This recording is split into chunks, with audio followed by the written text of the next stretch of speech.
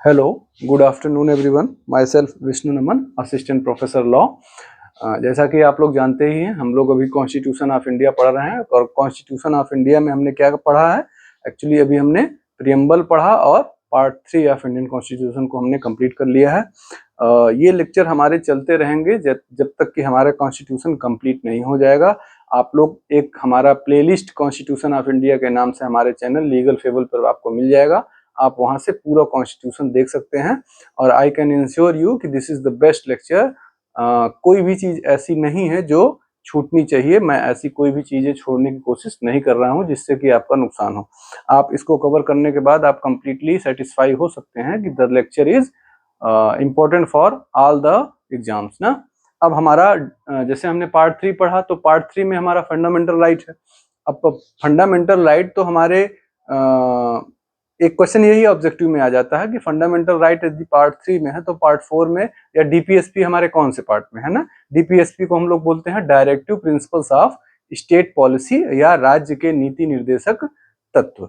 तो ये हमारे एक्चुअल में किस में है, पार्ट 4 में है या भाग 4 में दिए गए हैं ना। तो सबसे पहला क्वेश्चन हमारे पास आता है कि हमको ये डीपीएसपी कहाँ से मिला है, कौन सी ऐसी कंट्री है हमने जहां से डीपीएसपी लिया है। तो we can say that the DPSPs are actually borrowed from the country that is Ireland। कौन सी कंट्री है ना, हमने आयरलैंड से ये डीपीएसपी बोरो किया है, वहां से हमने एक्सेप्ट किया है।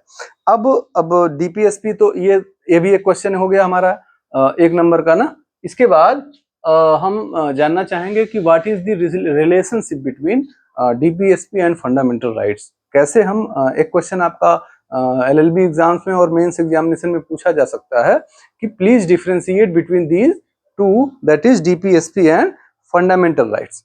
तो पहला टॉपिक हम जो पहला पॉइंट इसमें डिफरेंशिएशन में कह सकते हैं, जो relationship between fundamental right and DPSP है या डीपीएसपी एंड फंडामेंटल राइट है, इसमें पहला टॉपिक है कि fundamental rights are negative rights while DPSPs are positive rights. तो इसका क्या मतलब, निगेटिव राइट्स या पॉजिटिव राइट्स का मतलब, निगेटिव राइट्स का मतलब those rights under which there is a kind of restriction imposed on the states that you will not have to act accordingly। जैसे कहा कि आर्टिकल 14 में कि you will not have to discriminate between the citizens ना।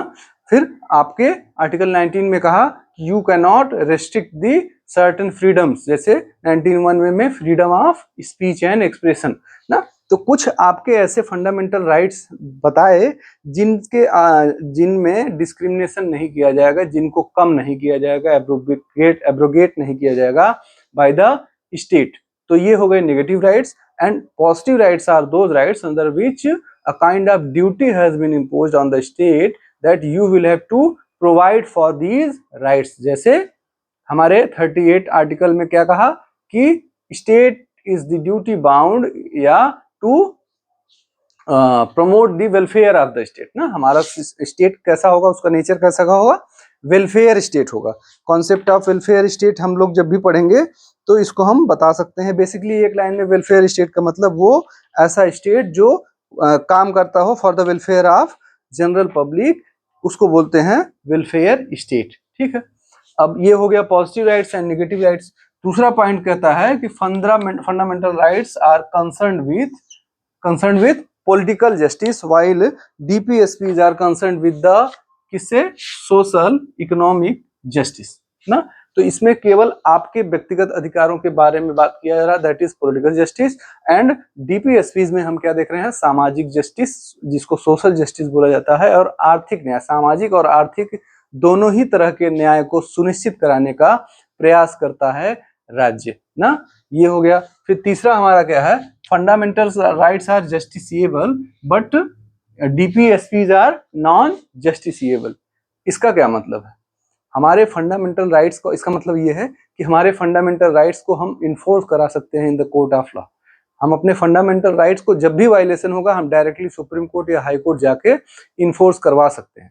लेकिन जो हमारे नीति निर्देशक तत्व हैं, राज्य के नीति निर्देशक तत्व हैं, जिनको हम लोग डीपीएसपी शॉर्ट में बोलते हैं, क्या हम इनको भी इन्फोर्स करवा सकते हैं? तो द आंसर इज नो, क्यों नहीं इन्फोर्स करवा सकते? तो इसका आंसर अभी हम आपको बताएंगे कहाँ पे ये लिखा है कि ये इन्फोर्स नहीं करवा सकते हैं। कहीं लिखा तो होगा ना, ऐसे बिना ग्राउंड पे तो हम नहीं बोल सकते, without any ground we can not claim anything. तो उसको क्लेम करने के लिए हमको आर्टिकल कौन सा है, 37 अभी हम डिस्कस करते हैं। अगला पॉइंट हमारा क्या है, fundamental rights are in part 3। सबसे सिंपल डिफरेंशिएशन तो यही है कि फंडामेंटल राइट हमारा पार्ट 3 में है और डीपीएसपी पार्ट 4 में है। बहुत सिंपल सा, ये तो आप लोग जान ही रहे हैं। फिर उसके बाद है कि fundamental rights can be suspended but DPSPs are not suspended. और ये फंडामेंटल राइट्स में आपका आर्टिकल 20 एंड 21 जो है एक्सेप्शन।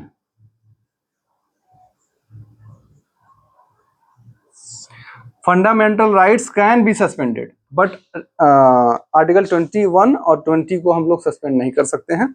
ठीक है, कब सस्पेंड किया जाता है फंडामेंटल राइट्स? ड्यूरिंग इमरजेंसी ना। तो और डीपीएसपी को सस्पेंड नहीं किया जा सकता, इसका मतलब क्या है क्योंकि जब डीपीएसपी को क्लेम करने के लिए कोई जस्टिसिबिलिटी है ही नहीं, न्यायालय में हम जा ही नहीं सकते, तो सस्पेंशन का सवाल ही नहीं उठता है ना। It is up to state to provide for yourself. आपके लिए स्टेट करे या ना करे, आप उसको न्यायालय में तो प्रवर्तनीय करा नहीं सकते, तो इसलिए ये क्वेश्चन उठता ही नहीं है कि ये सस्पेंडेबल है कि नहीं। इसलिए हम कह सकते हैं कि ये सस्पेंडेबल नहीं है। इसके बाद ये हो गया, डीपीएसपी हमारे नहीं है।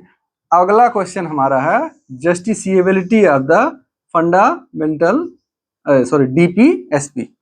जस्टिसिएबिलिटी ऑफ द डीपीएसपी, इसकी प्रवर्तनीयता क्या है, क्या इनकी इन्फोर्सिबिलिटी है, क्या हमारे जो प्रोविजन आर्टिकल 38 में है, 36 से 51 में है, जो 36 से 51 तक हमारे डीपीएसपी में दिया गया है, क्या हम इनको इन्फोर्स करवा सकते हैं न्यायालय में? नहीं करवा सकते हैं। और जब हम इनको इन्फोर्स करवा ही नहीं सकते हैं तो आखिर स्टेट ने हमको क्यों दे दिया, कॉन्स्टिट्यूशन ने क्यों इन राइट्स को दे दिया ना। क्वेश्चन बनता है कि जब हमको कोई फायदा ही नहीं था, इसको इन्फोर्स करवा ही नहीं सकते हैं, तो क्यों दे दिया ना। द क्वेश्चन अराइजेस, तो आंसर इज कि no, these are all important. कैसे हमको पता चलेगा, तो हम अपना आर्टिकल 37 पढ़ेंगे। एक बार आप लोग अपना आर्टिकल 37 ऑफ इंडियन कॉन्स्टिट्यूशन का बेयर एक्ट पढ़िएगा। इसका मार्जिनल नोट क्या कहता है, application of the principles contained in this part. इस पार्ट में, इस भाग में दिए गए जो भी सिद्धांत हैं, उस सिद्धांतों का एप्लीकेबिलिटी क्या होगी, उसकी प्रभाव क्या होगा। तो प्रभाव क्या है, the provisions contained in this part shall not be enforceable, इसको अंडरलाइन कर लीजिए, बाय द कोर्ट ना। ये पहला पार्ट, हमारे आर्टिकल 37 में दो पार्ट है ना। दो पार्ट में हम लोग क्या क्या पढ़ेंगे। पहला पार्ट हमने क्या पढ़ा, the provisions contained in this part shall not be enforceable in the court of law. मतलब जो इस भाग में प्रावधान दिए गए हैं उनको न्यायालय में प्रवर्तनीय नहीं कराया जा सकता। तो ये हमको आंसर मिल गया कि पहला क्वेश्चन यही था ना कि फंडामेंटल डीपीएसपीज आर जस्टिसिएबल और नॉट। क्वेश्चन है ना जस्टिसिएबिलिटी, तो नहीं है जस्टिसिएबल। अब 37 का दूसरा पार्ट क्या कहता है, but the principles contain therein laid down are nevertheless fundamental in the governance of the country and it shall be the duty of the state to apply these principles in making laws। मतलब ये हम न्यायालय में तो नहीं प्रभावी करा सकते हैं, बट ये हमारे गवर्नेंस में स्टेट को इन फंडामेंटल डीपीएसपीज को इन्फोर्स कराना होगा। पार्ट 2 ऑफ 37 क्या कह रहा है कि but these are nevertheless fundamental in the governance of the country ना। अब ये सरकार चलाते समय उन डीपीएसपीज का ध्यान रखते हुए कानून बनाना होगा। ठीक है, तो अब हमको समझ में आ गया कि what are the importance of DPSP. तो इम्पोर्टेंस इसका ये है, दोनों ही आंसर 37 में छिपा हुआ है। पहला कि क्या ये इसकी जस्टिसिएबिलिटी क्या है, और दूसरा इसकी इंपॉर्टेंस क्या है। तो जस्टिसिएबिलिटी तो नहीं है, लेकिन इसकी इंपॉर्टेंस क्या है ये भी 37 में बताया पार्ट 2 में कि हाँ हम इसको इन्फोर्स तो नहीं करा सकते हैं, बट लेकिन जब कभी हमको राज्य हमारा जब कानून बनाएगा, गवर्नेंस करेगा, तो उस गवर्नेंस को करते समय क्या करेगा राज्य, इन डीपीएसपीज को फॉलो करेगा वाइल मेकिंग लॉज। विधियां बनाते समय इन डीपीएसपीज को फॉलो करेगा। ठीक है, अब एग्जाम्पल के तौर पे जैसे आर्टिकल 38 क्या कहता है, promotion of the welfare state. Article 39A क्या कहता है? Free and equal legal aid ना, इक्वल जस्टिस। अब इसके बाद हम अपना आर्टिकल 45, 44, 44 जो बहुत ही विवादित रहता है हमेशा ही, यूनिफॉर्म सिविल कोड ना। तो क्या ये सारी चीजों को इन्फोर्स कराया जा सकता है? तो नहीं, इन्फोर्स तो नहीं कराएगा, लेकिन हम इसको स्टेट के सामने देखेंगे कि क्या स्टेट ने इसको एक्चुअली यूज किया है वाइल मेकिंग लॉज। ठीक है, क्या इन प्रिंसिपल्स को ध्यान रखा है कि नहीं। अब मान लीजिए स्टेट ने इन प्रिंसिपल्स को ध्यान में नहीं रखा, तो व्हाट आर द रेमेडी? जैसे हमारे फंडामेंटल राइट को नहीं मिला हमको, तो हम कोर्ट में चले गए। इसमें हमारे पास रेमेडी तो है नहीं, नहीं ऐसा नहीं है, रेमेडी है हमारे पास। हम क्या कर सकते हैं? We can ask them while they, जब वो लोग हमारे पास आएंगे कि हमको वोट दे दीजिए, हम कांग्रेस पार्टी से हैं, बीजेपी पार्टी से हैं, या कोई लोकल पार्टी से हैं, कहेंगे कि हमको वोट दे दीजिए, ये मेरा मैनिफेस्टो है जिसमें हम घोषणा पत्र बोलते हैं, चुनावी घोषणा पत्र, इसमें हमने ये वादे किए हैं, आपको हम ये वादे पूरे करेंगे आपके ना। तो अब फिर आपकी ड्यूटी है कि आप उससे पूछेंगे, उस लीडर से, पॉलिटिकल लीडर से, कि आपने ये जो वादे किए हैं, क्या ये वादे पूरे किए आपने? जब दोबारा वो आपसे वोट मांगने आएगा तो इट इज योर ड्यूटी, आप उससे पूछिए कि क्या आपने इन वादों को पूरा किया। यदि नहीं किया तो हम आपको वोट नहीं देंगे, चाहे आप किसी भी पार्टी के हों। जब तक हम लोग जाति, धर्म और अपना कास्ट देखकर वोट करेंगे कि ये मेरी कास्ट का है तो हम इसको वोट कर देते हैं, ये मेरी धर्म का है तो हम इसको वोट कर देते हैं, तब तक हमारे देश का विकास संभव है ही नहीं, हो ही नहीं सकता ना। और हम लोग एक दूसरे पे आरोप लगाते रहेंगे। ये तो हो गया हमारा आर्टिकल 37 जो है जस्टिसिएबिलिटी की बात करता है। इसके बाद हम अपने डीपीएसपी में देखते हैं कि कुछ प्रिंसिपल्स हैं, ये कहीं पे लिखा नहीं है कि कौन कौन से प्रिंसिपल्स हैं। उन आर्टिकल्स के नेचर के आधार पर उन प्रिंसिपल्स को हमने डिवाइड किया है कि ये कौन कौन से सिद्धांतों पे हैं। ये तो कौन कौन से सिद्धांत है, देखिए, एक सोशलिस्ट हो गया, समाजवादी सिद्धांत, गांधीवादी सिद्धांत और लिबरल सिद्धांत, लिबरल प्रिंसिपल, या जो आजादी की बात करता हो, स्वतंत्र सोच की बात करता हो, ऐसे सिद्धांत कौन कौन से आर्टिकल्स में रिफ्लेक्ट हो रहे हैं। तो वो आर्टिकल हमारे कौन से हैं? जैसे सोशलिस्ट प्रिंसिपल में 38, 42, 39, 39A, 41, 42, 43, 43A, 47। अब इसको सोशलिस्ट का मतलब आपको एक एक हम लाइन में फटाफट समझा देते हैं। जैसे सोशलिस्ट का मतलब जो समाजवाद का बढ़ावा दे, तो जैसे आर्टिकल 38 पढ़ा, तो 38 में आपने क्या पढ़ा कि certain principle state to secure a social order for the promotion of welfare of the people। Welfare state की बात कर रहा है। जब हम वेलफेयर स्टेट मतलब जब समाजवाद का बढ़ावा होगा तभी वेलफेयर स्टेट पॉसिबल है। फिर आर्टिकल 42 कहता है provision for just and human condition for work and maternity relief. जब हम वर्क एंड मैटरनिटी रिलीफ या मतलब काम करने के लिए अच्छी मानवतावादी व्यवस्था अपनाएंगे तो ये बिल्कुल समाजवाद को बढ़ावा देगा। कहने का मतलब ये जो सारे प्रिंसिपल्स हैं ये समाजवाद को बढ़ावा देने वाले प्रिंसिपल हैं। गांधीवादी प्रिंसिपल ऐसे प्रिंसिपल हैं जो एक्चुअली जिनके थ्रू जो जिसमें गांधीवादी विचारधारा, एक्चुअली गांधी जी की विचारधारा जिसमें रिफ्लेक्ट होता है, उनको हम गांधीवादी विचार, गांधीवादी प्रिंसिपल्स कहते हैं। ठीक है, तो ये गांधीवादी प्रिंसिपल्स में हमने कौन कौन से पढ़ने हैं? 40-43 जैसे ऑर्गेनाइजेशन ऑफ विलेज पंचायत, ये सारी चीजें गांधीवादी प्रिंसिपल में, गांधीवादी विचारधारा में हमने देखा during his movement of Indian independence ना, जो हमारा भारत का स्वतंत्रता संघर्ष था उस समय हमने गांधीवादी विचारधारा तो देखी ही है कि वो एक्चुअल में गांधी जी कैसा स्टेट चाहते थे। तो ये सारी चीजें उसमें रिफ्लेक्ट होती हैं। फिर हमारा लिबरल प्रिंसिपल है जो हमको एक रूल ऑफ लॉ इस्टेब्लिश करने की बात करता है, ऐसे बातों की इस्टेब्लिश करने की बात करता है जिससे हम लिबरलाइज्ड हो जाएं, अपने यहाँ प्रिंसिपल्स ऑफ इंस्टीट्यूट जो है इस्टेब्लिश हो जाए, प्रिंसिपल्स ऑफ कॉन्स्टिट्यूशन इस्टेब्लिश हो जाए। ये सारी चीजें हमारे इन प्रोविजंस में है। तो ये देखिए, जैसे ये चीज मेन चीज ये जो आपका प्री पॉइंट ऑफ व्यू से तो बिल्कुल एग्जाम में इंपॉर्टेंट नहीं है, ये कभी नहीं पूछता है कि सोशलिस्ट प्रिंसिपल्स में कौन आएगा, गांधीयन में कौन आएगा, लिबरल में कौन आएगा। हाँ, पूछता कौन है, जैसे कुछ आर्टिकल्स हैं जिनको आपको रट लेना चाहिए। जैसे आर्टिकल 39 हो गया, 42 हो गया, 43 हो गया, हाँ, फिर उसके बाद 44 हो गया आपका, 45 हो गया ना, फिर 48A क्या है, ये सारे आर्टिकल्स अगर आप रट पाते हैं तो that will be very beneficial for you. हाँ, ये जितने हमने बोला किया है ना, ये सब आपके ऑब्जेक्टिव क्वेश्चंस में पूछा जाता है। इसके बाद अब हम लोग आते हैं रिलेशनशिप बिटवीन फंडामेंटल राइट्स या डीपीएसपी। आखिर फंडामेंटल राइट हमारा इंपॉर्टेंट है या डीपीएसपी इंपॉर्टेंट है? ये क्वेश्चन शुरुआत में जब हमारे पार्लियामेंट ने जब आर्टिकल 38 के थ्रू वेलफेयर स्टेट को लागू करना शुरू किया तो ये क्वेश्चन बार बार एराइज होना शुरू हो गया। अब इन क्वेश्चंस को डील करते हुए सबसे पहले state of Madras versus Champakam Dorairajan में, state of Madras versus Champakam Dorairajan में क्या कहा 1951 में कि हमारे जो फंडामेंटल राइट्स हैं वो क्या है, सुपीरियर है किससे, डीपीएसपी से। Fundamental rights are superior to them मतलब DPSPs and in case of conflict between the fundamental right and DPSP the fundamental right will prevail over the DPSP.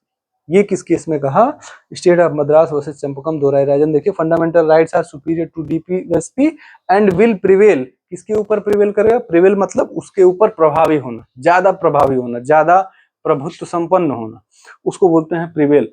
तो ये डीपीएसपी से ज्यादा इंपॉर्टेंट है क्या, फंडामेंटल राइट। ठीक है, हम लोग राइट ओरिएंटेड सोसाइटी हमारी इंडिया की है, हम लोगों ने जब भी बात की है राइट्स पे ज्यादा फोकस किया है इन कंपैरिजन टू ड्यूटीज ना।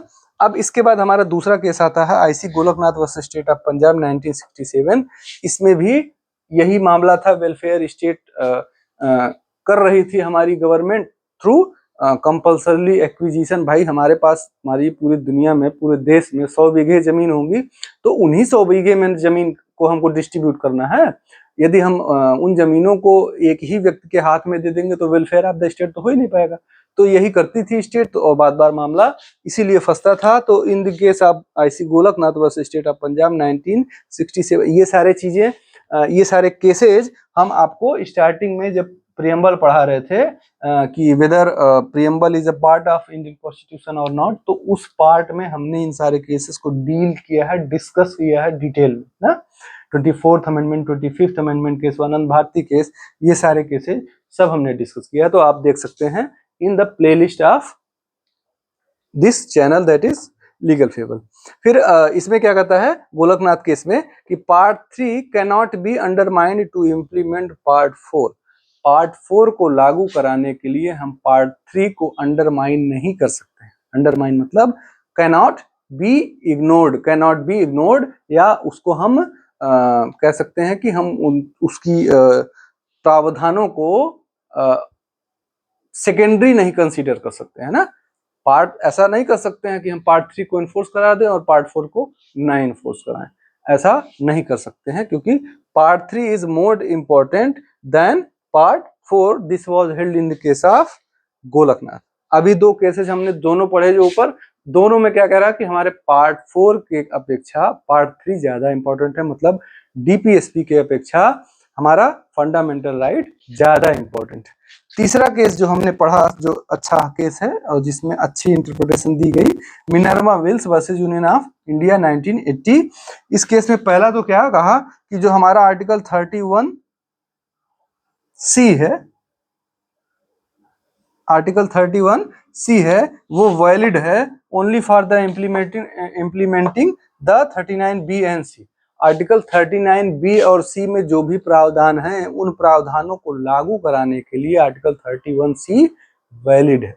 ठीक है, अब 39B C में क्या है, तो 39B और C आप लोग पढ़ लीजिएगा, वो कंपल्सरली एक्विजिशन ऑफ प्रॉपर्टी के बारे में बात करता है। देखिए, that the ownership and control of the material resources of the community are so distributed as best to serve the common good. मतलब प्रॉपर्टीज का जो ओनरशिप होगा, कंट्रोल होगा, उसको डिस्ट्रीब्यूट करने की बात कर रहा है। और सी क्या कर रहा है, that the operation of the economic system does not result in concentration of the wealth. Wealth का कंसंट्रेशन नहीं होना चाहिए उसको, जैसे वेल्थ मतलब पैसा, रुपया, पैसा ना basically.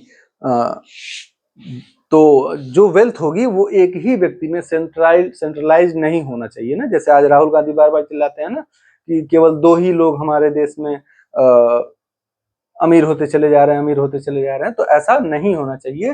This has been provided under 39C। तो ये 39 बी और सी को इन्फोर्स कराने के लिए जो आर्टिकल 31 सी है वो वैलिड कहा। और दूसरी बात कहा जो इसमें ज्यादा इंपॉर्टेंट है मिनर्वा मिल केस में कि fundamental rights and DPSPs are both are equally important and we will have to try to create a balance so that there should not be a डिसहार्मोनी मिसहार्मोनी ना, उस दोनों के बीच में ऐसा ना हो कि एक के ऊपर दूसरा प्रिवेल करे। हमको ऐसी सिचुएशन नहीं राइज करनी है, हमको बैलेंस बना के चलना है between fundamental rights and DPSPs. ठीक है, जो हमारा फंडामेंटल राइट है और डीपीएसपी दोनों में बैलेंस बना के चलना है।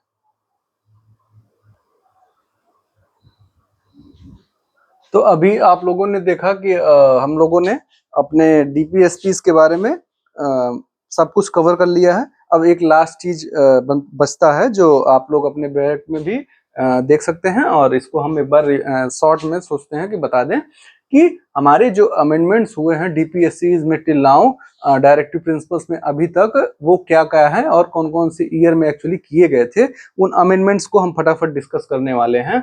तो हमारा अमेंडमेंट जैसे आप हेडिंग देख रहे हैं 42nd अमेंडमेंट में 1976 में जो हुआ था 42वां संविधान संशोधन, एक क्वेश्चन प्री का है कि मिनी कॉन्स्टिट्यूशन इसको क्यों कहा जाता है या क्यों न कहा जाता है, ये नहीं पूछता है कौन से अमेंडमेंट को मिनी कॉन्स्टिट्यूशन कहा जाता है, तो 42वां संविधान है। क्यों कहा जाता है, इसका आंसर ये है कि इसमें मैक्सिमम ऑफ द आर्टिकल आप देखेंगे तो बहुत ढेर सारे ऐड किए गए थे हमारे संविधान में ना, इसलिए इसको मिनी कॉन्स्टिट्यूशन कहा जाता है। अब हम आते हैं कौन कौन से आर्टिकल, तो हमारा 39, 39A, 43A, 48A। हम एक चीज देख रहे होंगे कि जो हमारा कॉन्स्टिट्यूशनल अमेंडमेंट है, जैसे अब जब सपोज करिए कि जब कॉन्स्टिट्यूशन बना रहा होगा 39 आर्टिकल रहा होगा, 39 के बाद 40 रहा होगा, 41 रहा होगा, 42 रहा होगा ना, 39A नहीं रहा होगा, या 43A नहीं रहा होगा, या 48A नहीं रहा होगा, लेकिन 39 तो रहा होगा ना, या जैसे 38 भी रहा होगा क्योंकि ये ओरिजिनल प्रोविजन है। 45 भी रहा होगा, 43B नहीं रहा होगा, 43A नहीं रहा होगा। तो ये सारे तो समझ में आते हैं, लेकिन ये तीन जो हैं इसमें ABCD तो है नहीं, ये एक्चुअल प्रोविजन है। तो इसको कैसे अमेंड किया गया, क्या इसके पहले कुछ था ही नहीं 38 की जगह पे? तो इसका आंसर क्या है अभी हम फटाफट बताते हैं। पहले हम लोग 39A, 43A और ये 48A को आप लोग बैरेट में देख लीजिएगा कि ये किस बारे में बात करता है। अभी इसको बताएंगे तो वीडियो लंबी होगी, हम इस बात को बताते हैं कि एक्चुअली में 39 में, 38 में और 48 में क्या था, क्यों ये दोबारा इसको चेंज किया गया ना। तो जैसे आप लोग 39 में देखेंगे तो 39 में ABCDEF क्लॉजेस थे, तो जो उसका F क्लॉज था 39 का,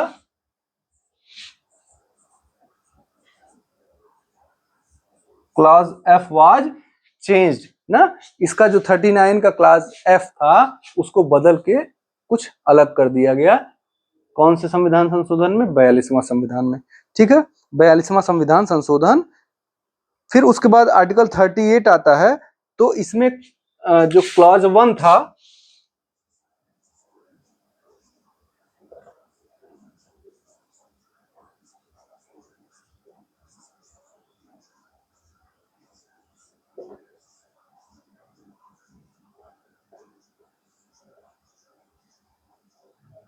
ठीक है,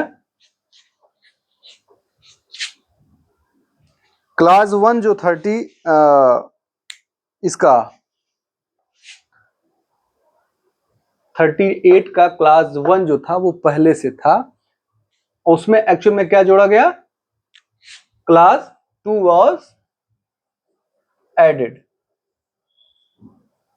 ठीक है, क्लास 2 जो है 38 में जोड़ा गया, क्लास 1 जो है पहले से था।